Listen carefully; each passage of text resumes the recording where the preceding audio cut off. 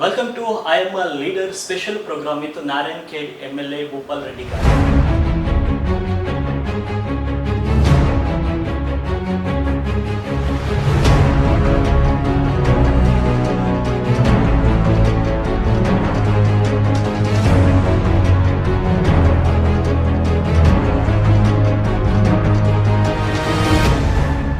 बेटी बचाओ बेटी पढ़ाओ, ना बेटी को बचाने का नहीं, ना बेटी को पढ़ाने का नहीं।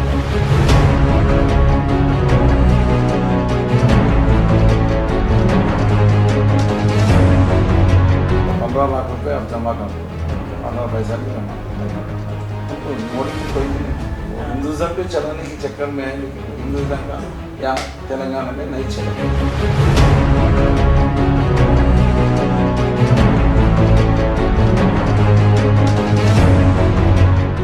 Sir welcome to our show. Thank you.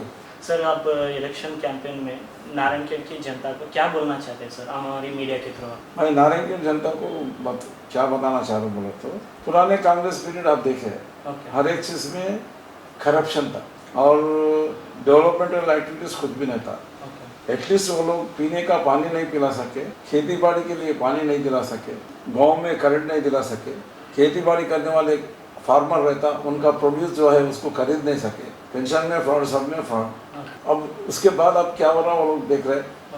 हम अच्छा एक पैसा भी कर सकें सरकार, ये सोशल वेलफेयर स्कीम्स में हम लोग उनको पहुंचा दे रहे और गांव में अच्छा डेवलपमेंट पानी दे रहे, खेती बाड़ी में 10,000 रुपये पर एकड़ 10,000 रुपये और रैतु बंद दे रहे, 24 आवर्स अनइंटरप्टेड करंट दे रहे, कल्याण लक्ष्मी चेक दे रहे और बच्चों के लिए शादी के लिए कल्याण लक्ष्मी चेक। ये डेवलपमेंट वर्क सब आप जनता के सामने रख के वोट मांगना चाहते हैं? डेवलपमेंट वर्क सब बहुत सारे करे। ये वो लोग इंडिपेंडेंस आने के बाद अब तक जो काम करे वो लोग उससे 10 गुना 50 गुना काम में ज्यादा करे। ये 5 साल आप 7 साल में करे, केसीआर साहब 10 साल में। वो भी बता दूं मैं, आप 7 बोले मैं 5 बोल। डिफरेंस क्या है बोले तो, अब 5 क्यों बोलूं बोले तो 2 साल तो कोरोना में चले गया, गवर्नमेंट में फंड्स नहीं, कुछ नहीं। अभी बाकी 5 साल में मैं गवर्नमेंट से एक्सट्रैक्ट करके उनको लेकर और एक चीज मेजर चीज एजुकेशन इम्पोर्टेंट है। एजुकेशन के बारे में प्रीवियसली वो लोग कुछ भी नहीं करे। मैं एक 8 रेजिडेंशियल स्कूल्स हमारे सीएम साहब से बात करके 8 रेजिडेंशियल स्कूल्स लाया। जूनियर कॉलेज, गवर्नमेंट कॉलेज पूरा इम्प्रूव करे, डिग्री कॉलेज इम्प्रूव करे, इसमें अच्छा एजुकेशन मिल रहा। हमारा नारायणगढ़ से मैं बहुत फख्र से बोल रहा हूँ, 12 लोग हमारे पास ऐसे बन गए नारायणगढ़ से परसों जो ये हुआ ना सब रिक्रूटमेंट लास्ट एसआई रिक्रूटमेंट में अभी 12 मेंबर्स ऐसे बने नारायणगढ़ से। वो जो बेसिक में एजुकेशन चाहिए वो बेसिक एजुकेशन नारायणगढ़ में अच्छा सा मिल रहा है, समझ लेना चाहिए।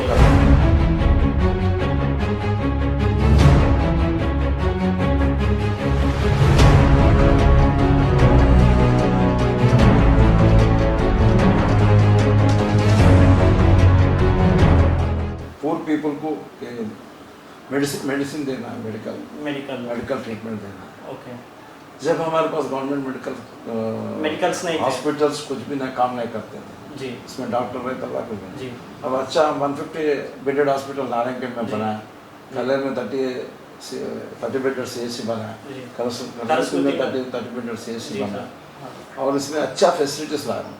डायग्नोस्टिक सेंटर डायरेक्ट वहाँ पर फ्री ऑफ कॉस्ट वो विलेज आउट पेशेंट्स डेली 1000 तो आ रहे नारायणगढ़।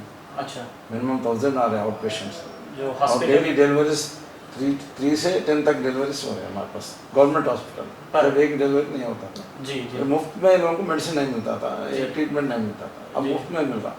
और एक बात क्या है बोले तो, एक जो पूर पीपल रहते हैं यहाँ पर नहीं डायरेक्ट जाके हैदराबाद में ट्रीटमेंट करने के आते हैं, उन लोगों को मैं CM रिलीफ फंड दिला। जब एक भी नहीं मिलता था, अब महीने को 100 से कम नहीं मिल रहा CM रिलीफ फंड। अच्छा, अब जो भी हॉस्पिटल में रहता हूँ उनको जाके मिलता हूँ, बात करता हूँ, डॉक्टर को बुलाता हूँ, उनको अच्छा ट्रीटमेंट देगा। इवन कोरोना आया सर, जब भी मैं पेशेंट्स को दूसरे प्राइवेट हॉस्पिटल गया तो मैं बोला उधर जाएगा तो मर जाते, तुम्हारे पैसे जाते, तुम्हारी जान जाते, तो इधर आओ नारायणगढ़ में ट्रीटमेंट करा। तो बोल के यहाँ बुला के उन लोगों को ट्रीटमेंट कराया नहीं, मैं डायरेक्ट जाके उनको कॉन्फिडेंस है जी कुछ नहीं होता आप लोगों को। अब कोरोना के टाइम पे टाइम हॉस्पिटल में पेशेंट के पास जाके उनको भरोसा देता है। ऐसा यहाँ पर डाले सब पेशेंट्स में यहाँ पर ट्रीटमेंट कर सब पेशेंट्स पूरे बच गए। जी सर, आपका वैल्यूएबल टाइम देने के लिए बहुत ही धन्यवाद।